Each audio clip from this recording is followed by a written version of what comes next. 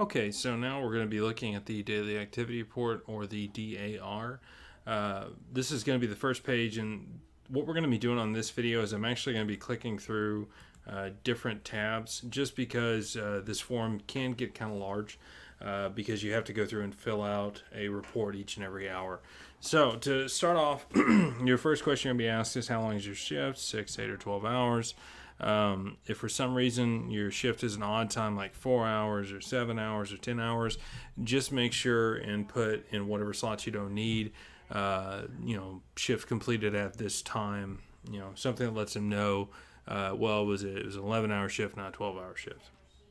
So after you click that, the next thing it's going to ask you is the date and the time. That should automatically fill for you.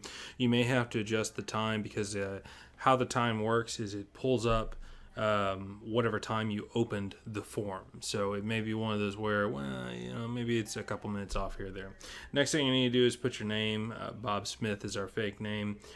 Email, no@gmail.com, or whatever your email is. Your employee number, which should have been given to you by HR.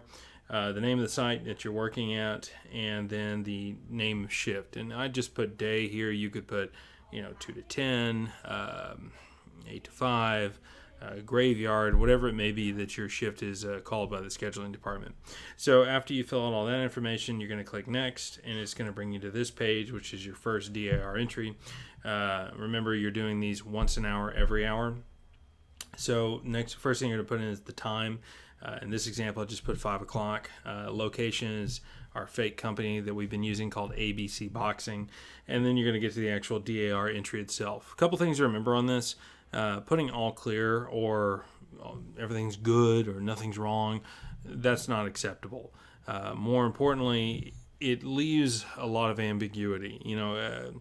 If you make it to where we have to ask questions to find out what was going on, we're going to ask those questions. So the best thing you can do for yourself, you don't have to give a ton of information, a sentence or two, or a sentence and a half, or if something really huge happens, maybe a paragraph at the absolute most. But the more detail you give us, the less we're going to bug you with questions down the line.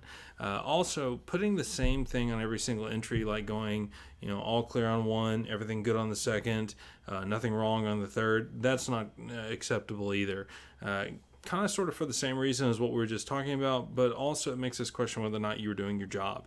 If you were just sitting there, never making around, never looking around. So to make yourself look good, and to help us get the information that we need, and to help us bug you less, it's always best if you take that extra second and just write out a full sentence or two, just to give us some detail to go on.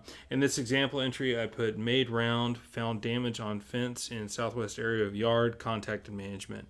And something like that's all you really need to do. It's not a very long sentence, but it gives a ton of detail. You made your round, you found some damage on the fence. Where was the damage at? It was in the southwest area of the yard. What'd you do? I contacted management. And that would be more than sufficient to kind of give the office an idea of what happened during that time period. Obviously, if there's a major incident, you'd want to contact the office. So next thing you can do, like on a lot of our online forms, is you can save and resume later. And if you click that, it's going to say, are you sure that you want to save and resume later? Yes, I do. It's going to give you the option of copying this link, which you can paste later in the URL, or you can do what I predominantly do, which I'll type in my email and I'll ask it to email me a link, and then I'll save that link in my email for as long as I need it. After you do all your entries, depending on whether if you picked 6 hour, 8 hour, 12 hour, the last screen you're going to come to is the sign date screen. And yet again, the date and the time is going to be done for you. You may need to adjust the time depending on when that page is pulled up. And then if you're using a computer, you would use your mouse just to draw out, your name. If you were using a tablet or your cell phone, you could use your finger or a stylus. After that, you click submit. That is the DAR in a nutshell. If you have any questions, please give us a call at 409-727-4944 and ask to speak to HR. Thank you for your time.